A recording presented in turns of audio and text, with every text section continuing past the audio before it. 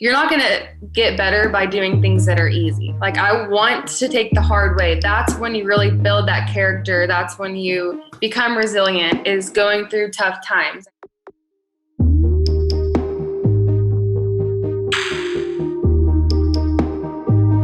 All right, so here's how I was thinking we would start. Now, when people think ancient philosophy, I don't think they think weightlifting. But when I read the Stoics, I can't shake the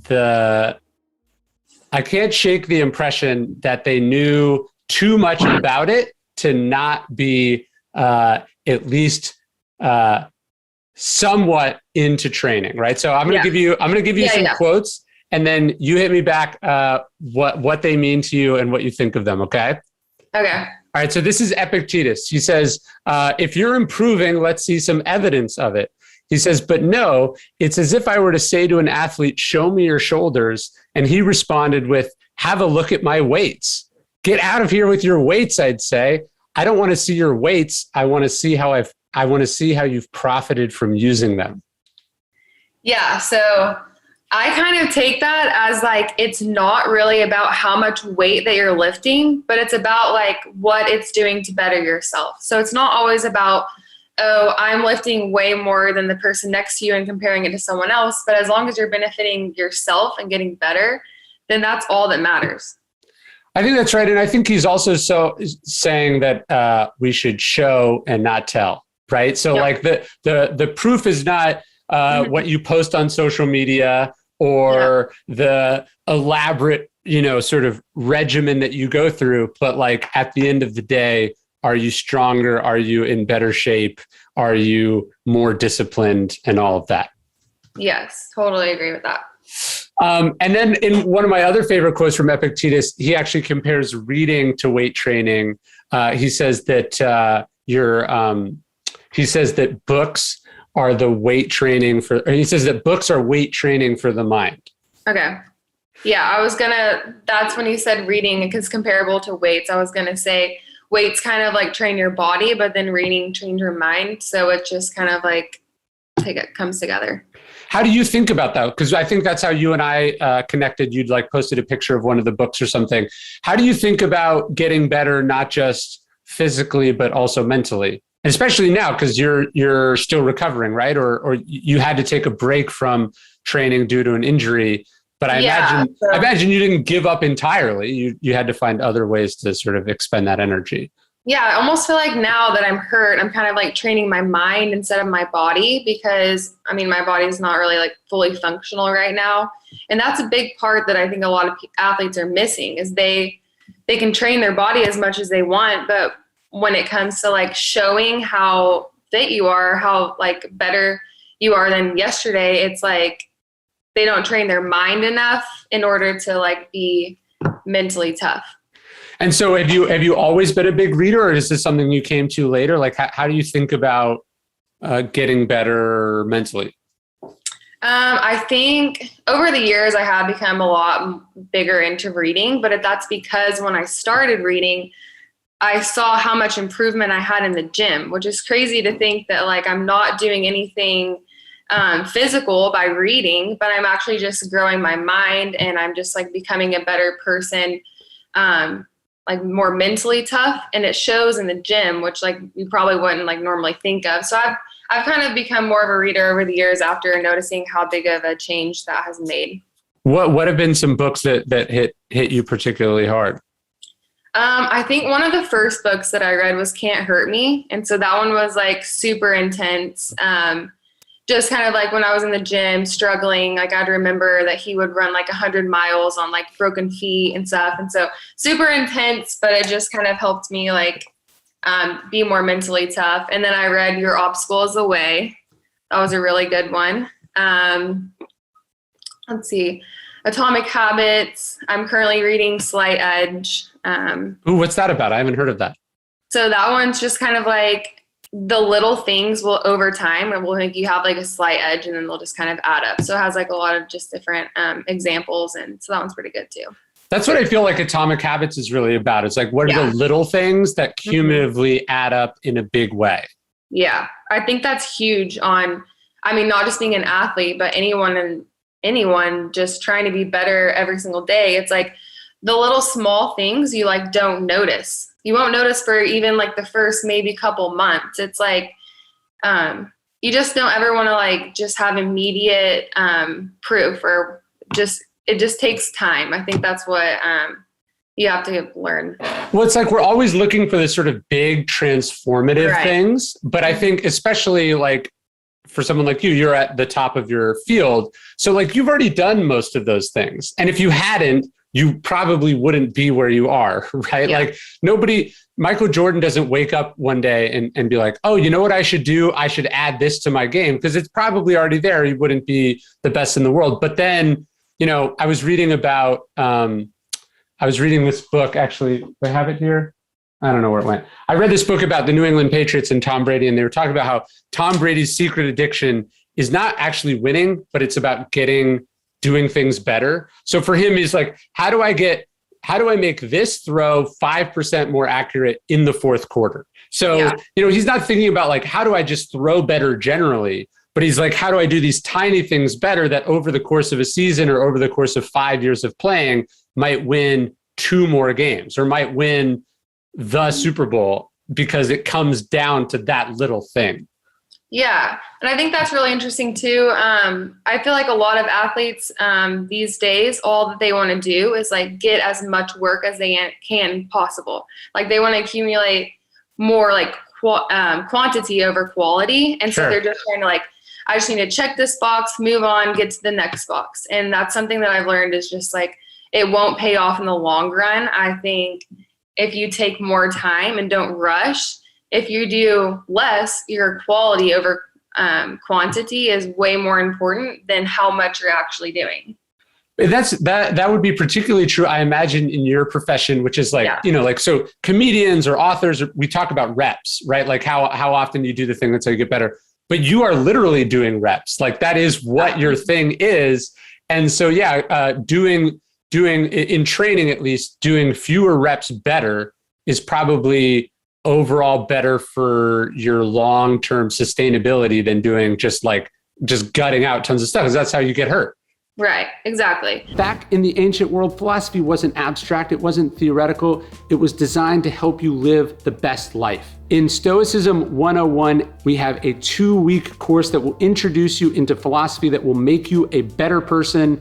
There's interviews with me, daily lessons that will challenge you to be better, give you new ways of thinking, tackling the problems of life, becoming your best self. As Marcus Aurelius says, you could be good today, but instead you choose tomorrow. Epictetus says, how much longer are you going to wait to demand the best for yourself? Check out our new course, Stoicism 101, at dailystoic.com/101. I mean, obviously, like the more hours and the more times you do something over and over again, like that's going to pay off as well.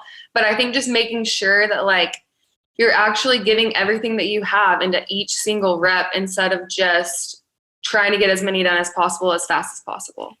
Well, and because you are doing the same thing over and over and over again, which is unusual, right, for most professions, but in your specific case, since you're doing the same thing in reps, if you find a way to do the rep 1% better, or you improve your technique 1%, then you get massive cumulative benefits from that, because each time you're doing it more efficiently or effectively. Yeah. And in the moment, like 1% may not seem like very much, but like once you're at like the top of the sport, like that 1% really matters. And then once that continually just adds over time, like it's going to pay off in the long run. So the other thing the Stoics talked about, and they tended to use boxing more as the analogy, but I think they also use like lifting heavy things, which is this idea that life throws obstacles or difficulties at us, just like in the boxing ring or on the wrestling mat. You're paired with a sparring partner, right? Yeah. And Epictetus says like, you shouldn't bemoan the fact that it's hard. You should say, this is how you become world class. Or he says, this is how you become Olympic class material. It's by having strong sparring partners. So how do you think about maybe this injury that you're going through, or just the difficulties you've gone through as your career? Has that made you a more resilient athlete, or do you not think about it like that?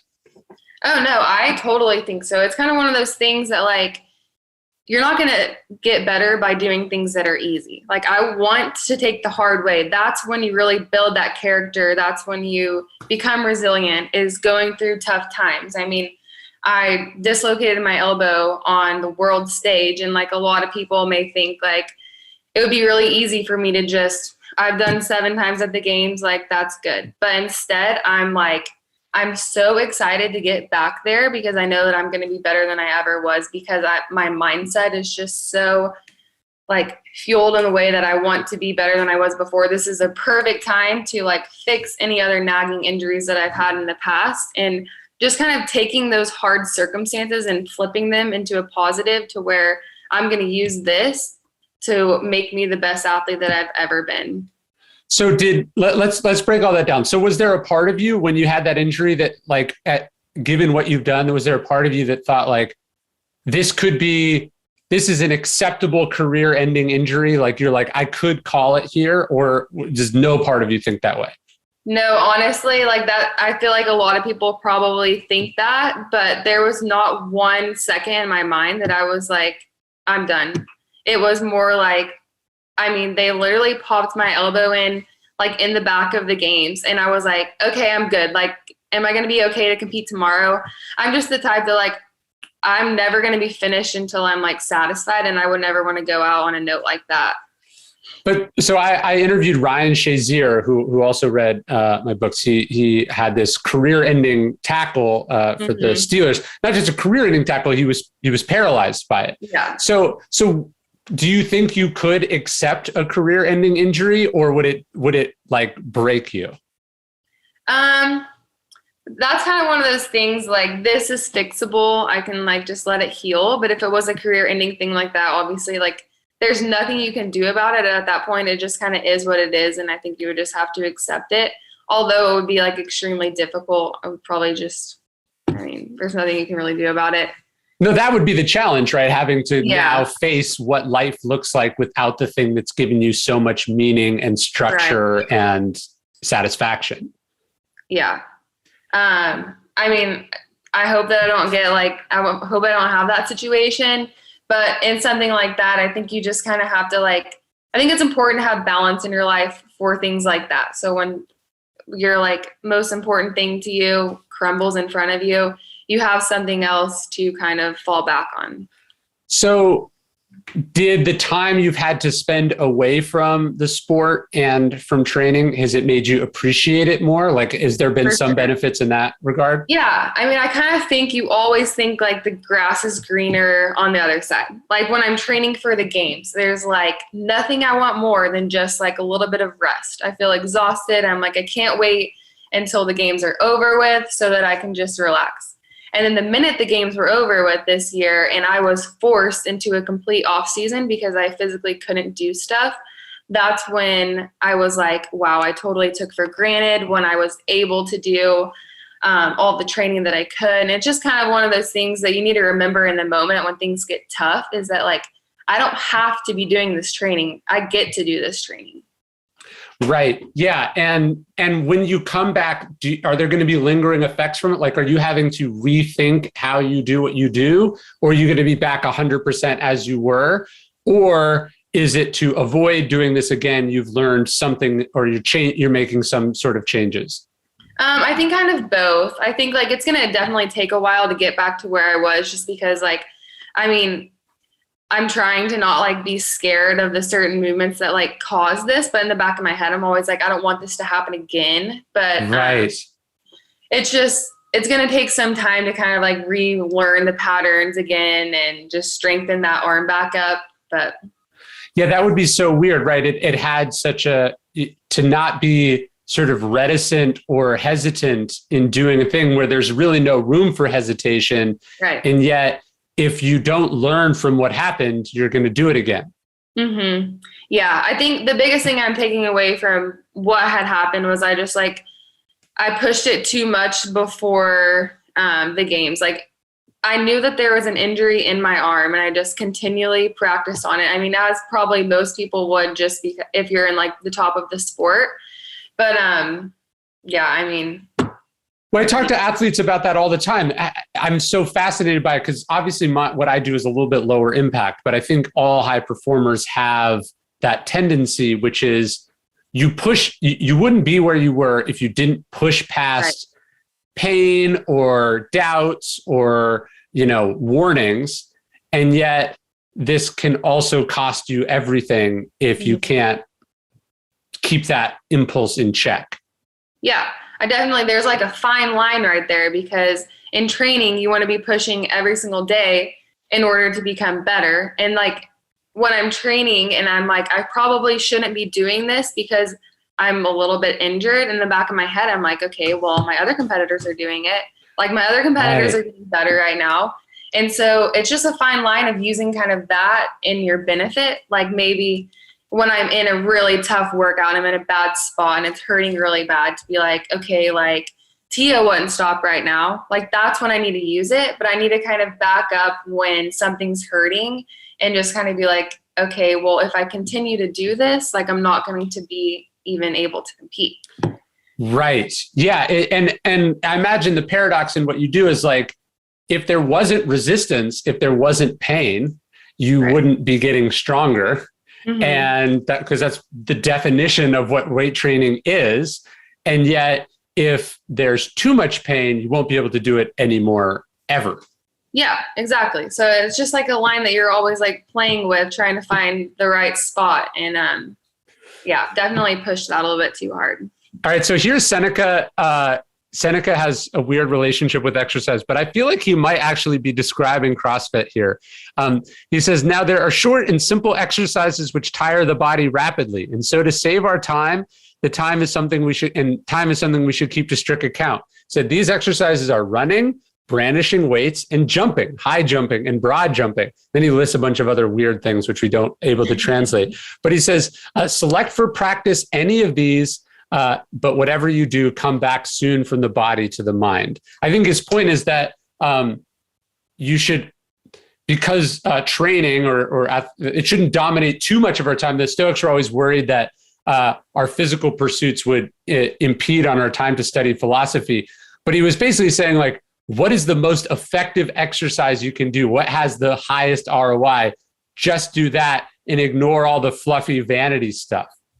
Yeah. So, I mean, CrossFit is like high intensity work. And when he was describing that, that's kind of what it sounded like, was just these movements that will jack your heart rate up extremely, like in a short amount of time. And so that's like basically what CrossFit is. I would say for like the average person that's doing CrossFit, they just go in for an hour, they get their heart rate up. And like, I mean, that's great. Like you shouldn't spend too much time on it if you don't have to.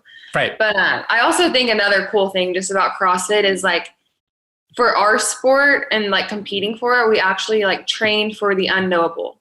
So we go to the competition and we don't know anything that we don't know our workouts, we don't know our events, nothing. So it's just kind of like, I mean, at the games, you mean? It's a surprise? Yeah. So when we get to the games, we don't know any workouts. Like every single year, they kind of like throw a new movement at us. So it's kind of like we are constantly training to be able to do anything that they could throw at us. So that is a perfect Stoic thing. So Epictetus says that the whole point of philosophy is to get to a place where something happens and you're able to go, this is exactly what I trained for. This is what I prepared for, even though I had no idea this would happen. So how do you think about that? Like, how can you train for what is effectively an unlimited amount of combinations or possibilities? How do you do that without neglecting getting really good at core things? Yeah. So, I mean, obviously in training, we do a lot of like the physical stuff. It's like we basically do everything that we could ever imagine that will come up. But I think the big thing is being able to handle the adversity. Like we don't know what's going to be thrown at us. And a lot of that can be like a mental head case when you get to the games and you see something that you've never done before and you're like, oh crap, like how am I going to do this? But instead, like if you're very mentally tough and just prepared, you just look at it and you're like, okay, well, I'm fit. Like I'll be able to do this. I will just do it to the best that I can. And you have to kind of remember like None of the other athletes have done this before either. So even though I might be feeling a little timid towards it, like I'm not the only one. And it's just kind of, it's honestly more of a mental game, not knowing what's coming, than it is physical.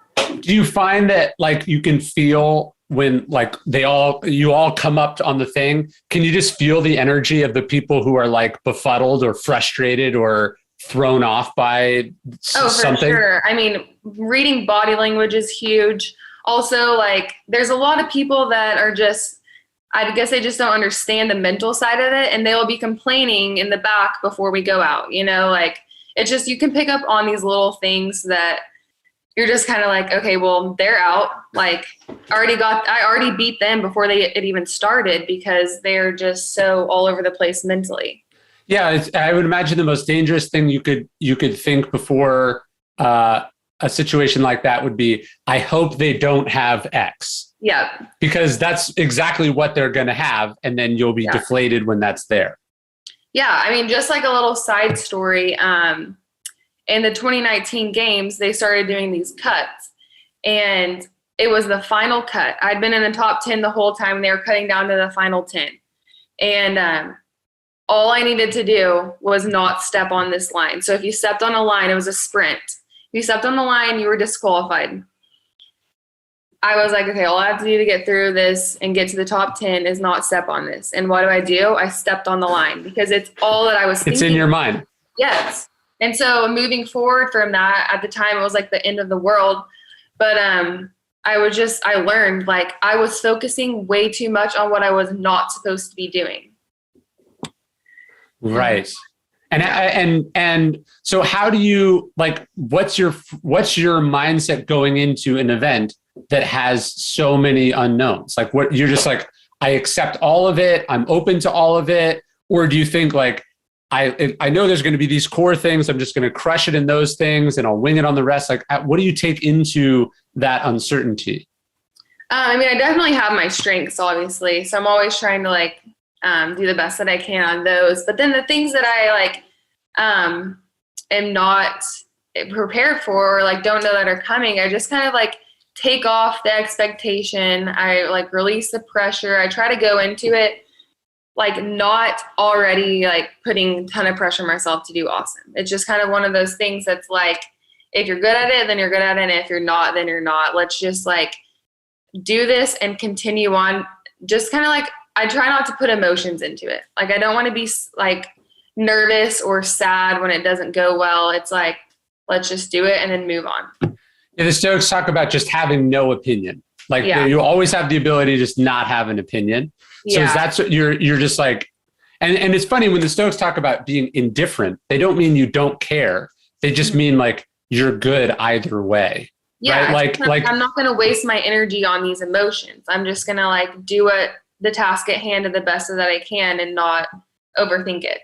Yeah. To go back to Tom Brady, it's like when you play in New England, you don't give a shit about the weather anymore, because like it can't possibly be as bad as the worst weather that you've experienced. So like, whereas if you play in, I don't know, LA now, you're so spoiled that then when you have to go play in Kansas City in the winter, or Buffalo in the winter, or New York in the winter, you have an opinion, right? You would prefer that it not be snowy and rainy and cold. Whereas the quarterback and I think sometimes Tom Brady will do this. This is more when he was in New England, but you'll see that the quarterbacks like go out in a short sleeve shirt, like in warm-ups, just to send the message that like, I don't care about the weather. Yeah, no, totally. I think that kind of comes like, that happens with training too. Like, we always want to train in like our worst conditions, because if we're training when things are going really bad or we're really tired, like all the worst things that could happen are happening to us, then once we get to the competition, hopefully it'll essentially be more like easier than it was in training. And so we'll just excel there. Right. Yeah. You're training with the headwind, or you're training with the weights. So then when the weight is removed, which it hopefully is, you're good, but you're used to doing it under worse circumstances. Exactly. So one of the other early Stoic Olympic events, or an Olympic event that a Stoic participated in, I'm forgetting exactly how you pronounce it, but Chrysippus was a distance runner. And so I assumed like, okay, so he runs 3 miles, 5 miles, or maybe the marathon. But I was reading he competed in this special kind of event, and it was basically 3 miles of wind sprints. So you ran 3 miles of stadium length sprints. So back and forth, you touch the line, come back, you touch the line. Okay.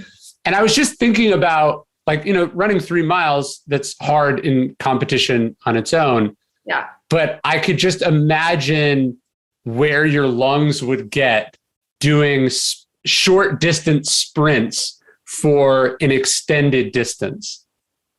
Yeah. And I figured you would relate to that experience, because that's what CrossFit is, right? CrossFit never says like, go run 5 miles. CrossFit always has you do it in some insanely short distance burst that gets you to like your anaerobic thresholds, and then slow. You know what I mean? I just thought you would appreciate that as an event. Yeah.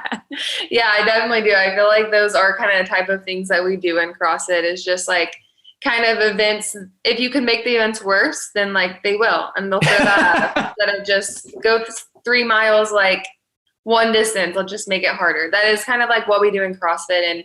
And that's just something that you always have to prepare for. Right. They would never have you run 3 miles. They would have you run 3 miles in 100-yard sprints with a 10-second rest between or something. Yeah, exactly. So what do you do when you get to that point where your body says like, this is literally like, this is not possible. You cannot keep doing this. And then you look at the scoreboard and you have like 1.5 miles left to go, or 25 reps left to go, or 75 yards left in this farmer's carry. Like, how do you push past that? So that's actually, I used to have this like mantra, and it's like, this is when it counts. So it's kind of that mindset that like the beginning of this workout doesn't matter. Like the first, let's say you have a 10-minute workout, the first 5 minutes, they don't really count. They aren't hard for anyone. They're like the easy minutes. It's all about when things get hard, like, are you going to be able to push? So that's kind of like what I've always thought to myself is like, this is when it counts. This is what you train for.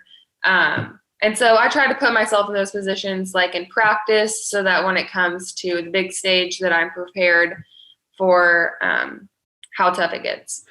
So do you have to sort of, and David Goggins does talk about this, is sort of the idea that like your body's a liar, right? Like when your body says you're done, you're like 40% done. Yeah, totally. I think it's just completely a mind game.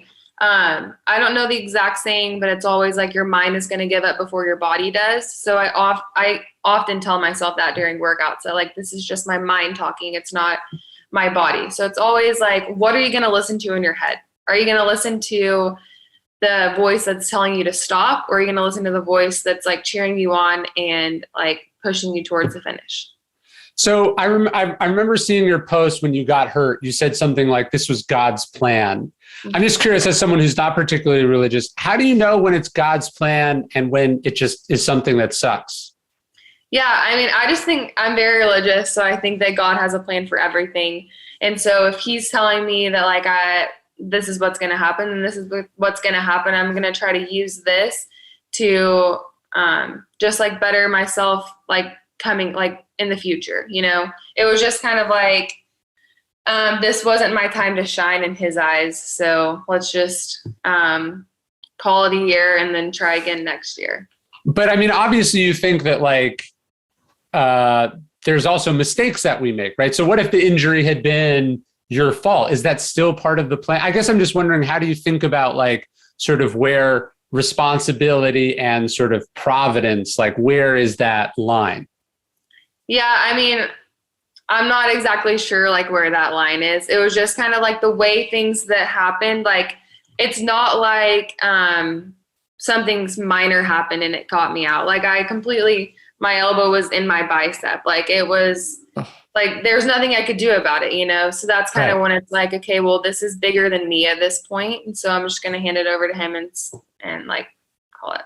And I mean, that is something the Stoics talk about. They have this word ascent, not like ascent up a mountain, but ASSENT, which basically is acceptance, but not like resignation. It's acceptance like, yes, this is the plan. Something or someone or fate or whatever it is chose that for me. Like the Stoic image is that we're like dogs tied to a cart, and the cart is just sort of going along, and the dog can like lay down and be dragged, or the dog can sort of cheerfully trot alongside. But either way, like the dog is going where the cart is going. Yeah. Right. And that's kind of, maybe that's how you think about it. I'd be curious to hear, but it's the idea that's like, I can accept it or I can fight it, but it still happened. So it is what it is. I mean, I think everything happens for a reason. That's how I kind of just view things. And so it's just kind of one of those moments and just moving on. Have you read, do you know who Kate Bowler is? No. Oh, you would love her. I had her on the podcast, but she's a Christian. She had this aggressive form of cancer. And she was talking about how many nice people would come to her and say, everything happens for a reason. Mm-hmm. And she would say, well, I'd really like to hear what the reason is, you know? Yeah. And so her book is called Everything Happens for a Reason. And the subtitle is something like things you should never say to people with cancer or whatever. But it is funny, right? Because we say it's easy to say everything happens to a reason, even with something as hard as an injury that could take away your career. And then we also accept there's sort of a level of shittiness above that it's really hard to accept. Yeah, I think also I always try to put a positive spin on things that happen. There's no sense of wasting time, being upset and that's just time wasted and the energy wasted being sad instead of trying to make things better, you know? So I just try to look at it like that, not waste time on the negative and just try to turn it into a positive. So what's interesting about your sport is how I think intertwined it is with social media, right? There's probably professional athletes who are on, national television on a regular basis who have fewer Instagram followers than you do, right? It's such an engaged sport, I think, because it's new and it sort of came along with these things. And that was because CrossFit wasn't on television for a while. That's where they built. I'm curious, how do you deal with the spotlight and the attention? I've got to imagine a good chunk of it as a female athlete. A lot of the attention is the kind of attention that one does not want. Yeah. So I think it's always just important to focus on what matters to you. And to me, that's just being the best athlete that I can. And the social media just kind of comes along with that. I love social media because just the CrossFit community side of it, I think that's why it has all CrossFit athletes have a pretty big following, is because CrossFit is so tight knit with the community, and CrossFit's one of those sports that everyone can do it. It's very scalable, but they can watch it and do it too. So, I think just kind of focusing on becoming the best athlete that you can be instead of trying to get the freaking Instagram angles and the things that people essentially follow. Because there's we did Noble did a campaign on it a couple years back, and it was not just an influencer, basically saying yes, we do have a lot of following, but it's not because we're influencers. It's because we are athletes and we work very hard for that. Right. My wife follows his account and she shows it to me sometimes. And basically it's screenshots. It's sort of comments from celebrities, but it's screenshots of men mansplaining how to lift weights to professional female athletes, and it's the funniest thing that I've ever seen, because it's everyone that's opinions are assholes, everyone has them, but they think they should definitely share them with women. I think it's stereotypically guys are the ones that lift, but I think it's becoming more and more common that girls are also into lifting, and strong is becoming more less rare. So I think that's really cool. And I just want to use my social my social media, just be like a good influence on like other girls, and especially like young girls, to show them that like it's not just for boys. Well, I think because the sport is new, it doesn't have like 100 years of sex segregation built into it, or 150 years of stereotypes. It's like everyone kind of was able to get in on the ground floor of the sport. So I almost feel like a bunch of the female CrossFit stars are more famous than the male counterparts. Kind of like women's soccer actually in America. Yeah, I think it's probably just because it's like not as usual to see girls like that fit. And I think that's very like one of the cool parts about it. Like CrossFit's always been like everyone gets paid the same at the games, and like things like that just make it very like unisex, you know? Yeah, no, that's really cool, because then you actually see what is possible, not just what's possible within, like what would the women's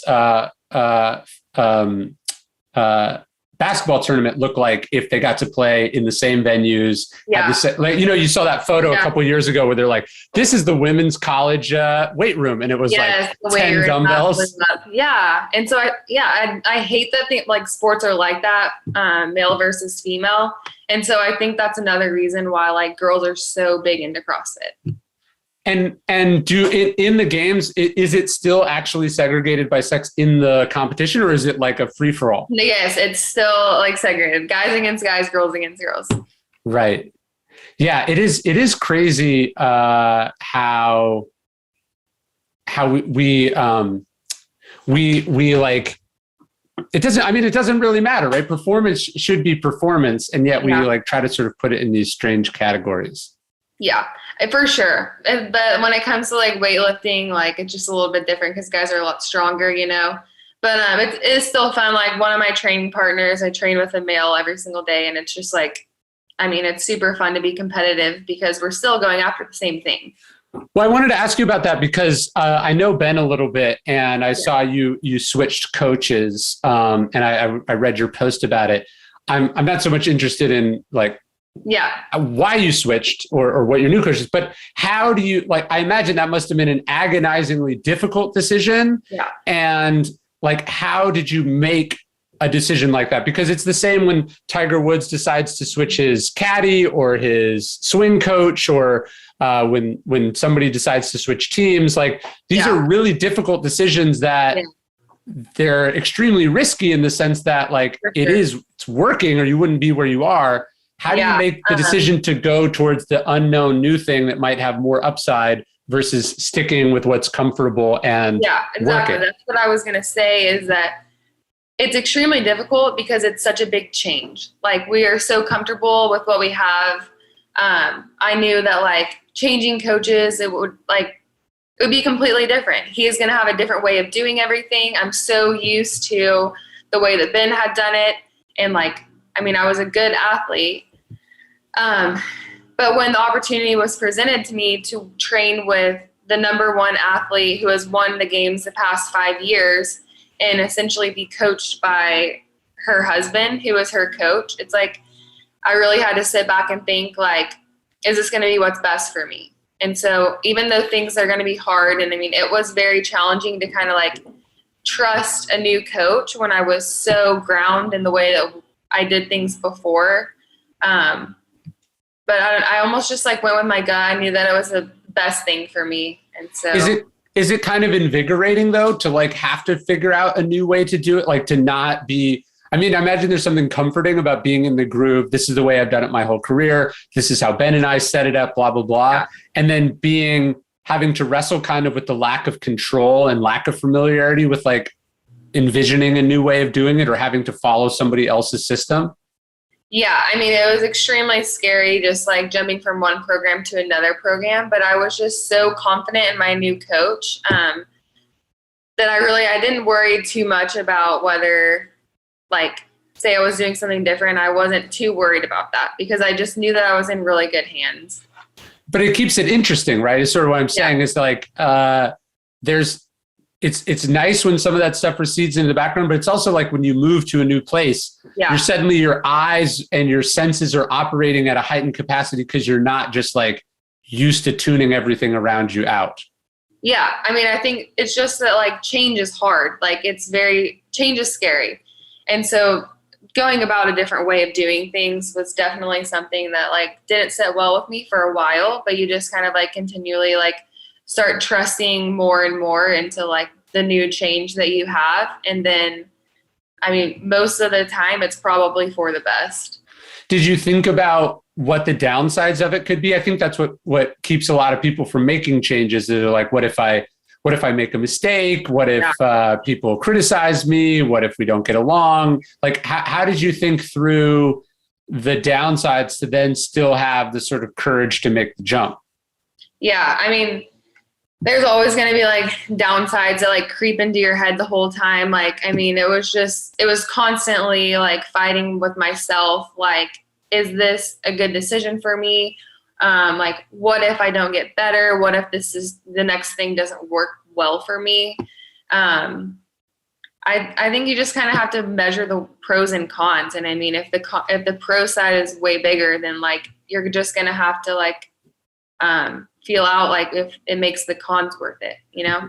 Yeah. I mean, one of the things I think about is like, is the change the hard thing or the easy thing? Right. So it's like, if like, I remember when I was actually just selling this series of books that I was thinking about maybe shopping it around to different publishers. I've done all my books with the same publisher. Yeah. And I kept sort of trying to go back and forth. It's like, am I thinking about leaving because I think it will be easier to do it this other way? Or am I thinking about staying because it would be easier? And I wanted to go towards like the harder thing, if that makes sense. Yeah, for sure. No, I totally agree with that. Like, I think any change is going to be like harder at first because it's different. I mean, I think I'm just kind of like beating a dead cow here, but I think, change is just scary. Well, because like sometimes an athlete will say like leave one team because they're like, this coach is hard on me. And if I go over here, I'll get what I want. Right. Like, it's like, I guess that's the question is like, is one switching because they don't like how the person is holding them accountable? You know, they're tired of like, they're tired of being pushed in a certain way. Like, is it because one is becoming more entitled as an athlete or as a performer? Or is it because one is refusing to be satisfied as a performer, as an athlete? And that's like the critical distinction. Yeah. And I think ultimately, like, I mean, I knew that I wanted to be with Shane from like, it's just something that I've always dreamed of doing because he's an incredible coach. But another aspect is just like having them, I knew that I was going to have Shane in person every day. So when I was with Ben, it was like, he was in Boston, I was in Nashville. So it was just kind of like, it worked, but like, could it be better? Yes. So having someone to keep me accountable every single day, like watching me, being hard on me, making sure that I'm doing everything to the best of my ability is like, I'm always going to choose that option. Yeah. Well, it's an investment in sort of getting even more serious about what you do and being more hands-on about what you do, I imagine. Yeah. And then, I mean, there's also the aspect that like, I'm now training with Tia, who is a 5-time champ. And it's like, a lot of people would probably be scared to train with her because they're going to get beat every single day. But I think that if someone is not better than you in the room, then you need to change rooms because I always want to be pushed to like the best that I can. And that's the only way to get better. So are you guys both training under a coach and then competing with each other? Is that weird? Yeah, so I think that was one of the hesitations when we first started was that, I mean, obviously, like not only is Shane Tia's coach, but they're married. So they kind of were like, we don't want you to ever feel like you're the second best. And I have never felt like that. We got... that doesn't seem to me like a feeling you have very often. No, honestly, no. But I mean, they even like set me up with like an additional coach to make sure that like, when it comes time for a competition, like Shane's going to be with Tia. I have my other guy, Nick. And so just kind of like figuring out what works for you is important. And then I saw you got a dog recently. How's that changed? Yeah. Oh my gosh. It's awesome. I literally picked him up yesterday. It's been super fun. I've been wanting a dog for a really long time, but it's just kind of one of those things that like I wasn't really ready for the responsibility.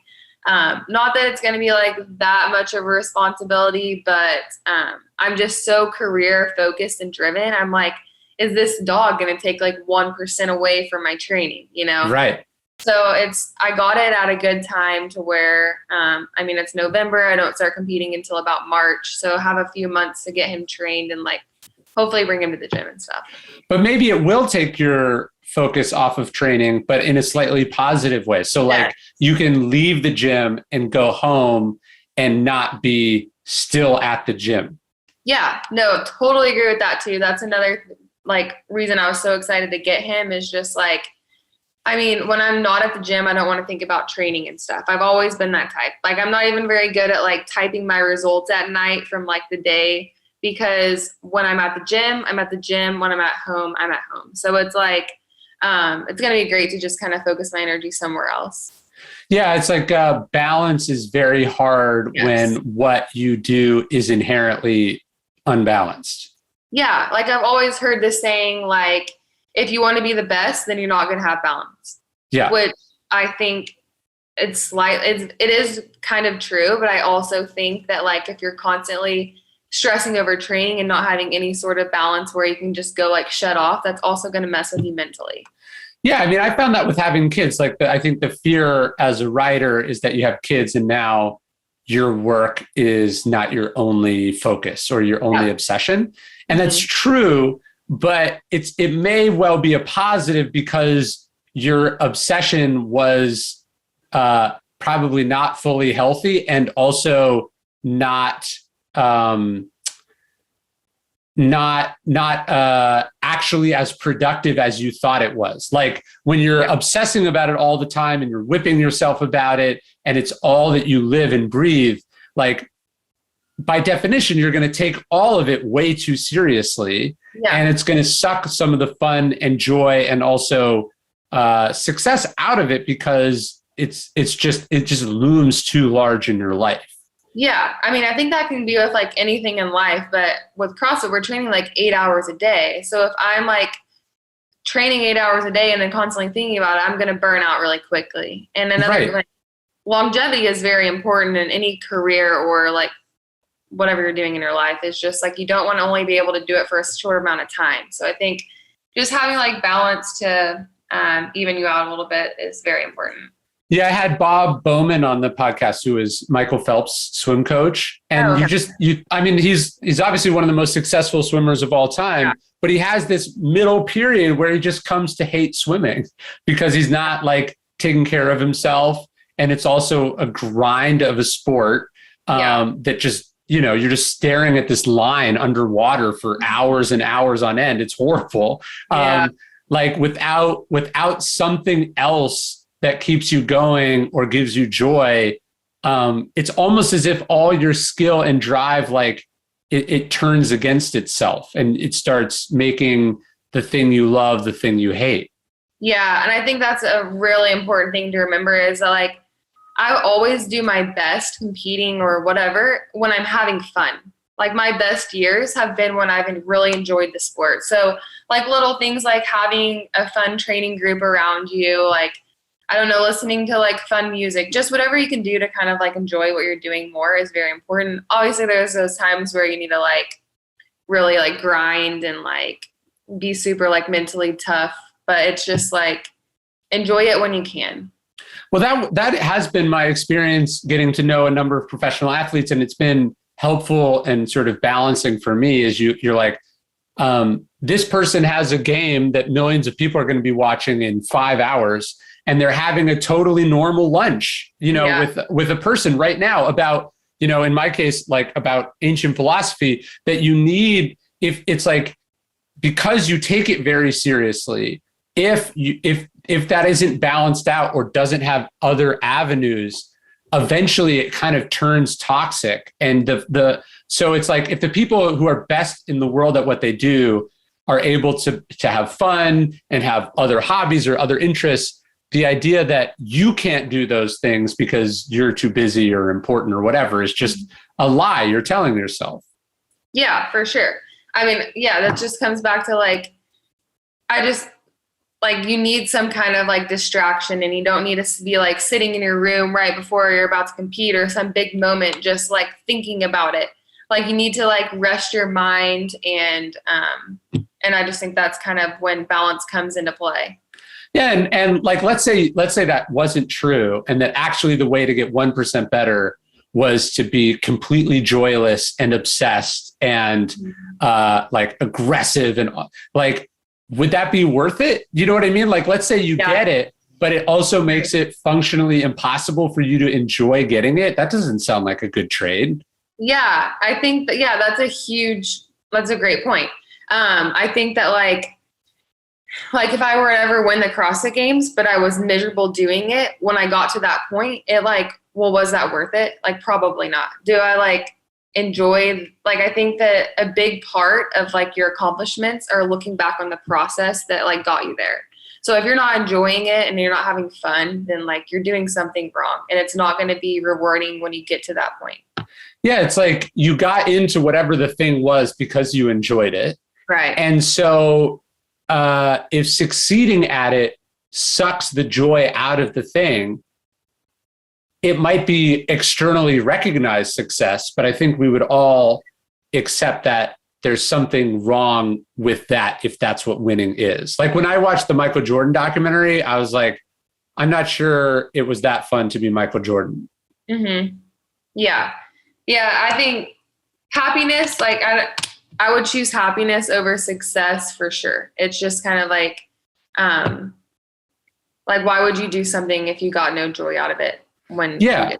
Well, and that there's like a very healthy middle ground, right? It's like, I don't know if I would choose to fail miserably if that meant happiness, or although miserable is a contradiction, but I don't know if it's possible to be happy repeatedly failing at what you do and being like the worst at it. Yeah. But it's like, so you meet people who are, it's like you meet people who are champions or extremely successful at what they do. And you're like, oh, and they're having a good time. They might not be the most recognizable in the world at that thing, but maybe that's actually the point, that there's a line in one of Stephen Pressfield's books I love. Have you ever read his stuff? No, I haven't, but you would love The War of Art, or he has this novel called Gates of Fire that's amazing. But in one of them, this philosopher is talking to Alexander the Great, and Alexander the Great says, like, I have conquered the world. What have you ever done? And he says, I have conquered the need to conquer the world. and that's sort of in some ways the higher accomplishment, to be able to go like, this is really important to me, but it's not everything to me. Yeah, for sure. I mean, even just training with Tia, I've talked about her a lot. She's my training partner and she's won the games 5 times. And training with her, I thought like, this is going to be like brutally serious, like no joking. Like it's just going to be being in the room with Kobe Bryant and he's just like berating you. Yeah. Yeah. I thought it was going to be this super intense, like no fun kind of thing. And it was the complete opposite. Like we have so much fun during training, and it's just kind of like, it's another sign that like, in order to be successful, you don't have to be miserable all the time. Like you can make these things fun. Is that maybe why she's had sustained success, you think? Like maybe it being no fun is how you get there once, but it's not how you build a career that you can continue. Yeah, for sure. It's actually funny. She said that like after her fourth win, she was probably going to call it like her last year. But then she continued like having fun, and now she's like doing another year and another year. And it's it's just one of those things, like in order to be successful, you're going to have some kind of passion doing what you're doing, or it's just like, it's not going to be worth it. And it's not going to be long term. So where are you trying to end up as we wrap up the interview? Like, what does like you looking back on a career that went well for you? What does that look like? How do you define like, I accomplished all that I wanted to accomplish, or I did it right? Maybe not even accomplish, because that is emphasizing specific external things. For you to look back and go, I did it well, or it went well, what does that look like to you? I never try to put like some kind of placement on like, I need to podium or I need to win the games. Like that's not what it's about to me. I just want to continue like getting better. And once I feel like I have reached my maximum potential, then that's when I want to like be like, okay, I'm satisfied with what I did. I did the best that I could. I put every single thing that I had into the sport, and like I'm happy with that. And I also just want to continue like enjoying it. Like the minute that I'm not having fun doing what I'm doing is the minute that I'm not going to be doing it anymore. So I think often, though, people use the external accomplishments as a proxy for whether I did everything I'm capable of doing. If it's not that, how do you know? Like, how do you know that you reached your potential? I think that's kind of hard to like, it's hard to know when you've reached your potential, but I think that if I'm just like continuing to get better and better and better, and then maybe like say I like start feeling myself, well, I think it's just like doing everything that I can, like each year adding something in new, like in order to make myself better, just continuing to do that. At first I said, I just want to get 10 years of the games and then I'll be done. But if I'm still having fun after 10 years, like I'm going to continue competing. It's just something that I love to do. I'm very passionate about it. When 10 years is just an arbitrary number, it's not based on anything, right? So I totally agree. People sometimes ask me like, is there a certain number of books you want to write or sell or whatever? And I almost feel like that's kind of artificially limiting, because I don't think a specific number means anything. It should be that you did all that you were capable of doing, and then you stopped before it was harmful or something. Yeah. No, I totally agree. Like why 10? Just because it's like a 10, So yeah, I just want to continue doing it as long as I am like enjoying it. And I think another big thing is like, I just want to inspire others to like be their best self. As cliche as that sounds, like it's just important to me to be a good inspiration to others. Well, I often hear like the numbers that people have, it's not even like arbitrary, like 10, because it's a round number. It's like, because they heard somebody else did 9. Yeah. Right. Like, so it's like inherently based on competition that they just pulled out of their ass. It's like they heard so-and-so sold 1 million or so-and-so did this. And that's like, again, so limiting. That you should be trying to do the most or the best that you are capable of doing, which might be higher than that, or it might be lower than that, but it should be that, not just some benchmark that you pulled off of an article or a Wikipedia page or something. Right. I feel like everyone's just so competitive these days, like comparing yourself to other people. And that's something that like, I don't want to do. I just do it as long as I want to do it, not as long as someone else has. Well, I hope you get to do it as long as you want to do it, and nothing else gets to decide whether you keep doing it. That, to go back to our conversation about injuries, that's always the thing hovering above all of it, as the Stoics say, which is that, sort of fate behaves as she pleases, and sometimes doesn't really care about what we want. Yeah. Well, lovely. This was so fun. I'm really glad we got to talk. Yeah. Thank you so much for having me on. Go play with your dog. Okay, I will. It was great to meet you. All right. I'll see you later.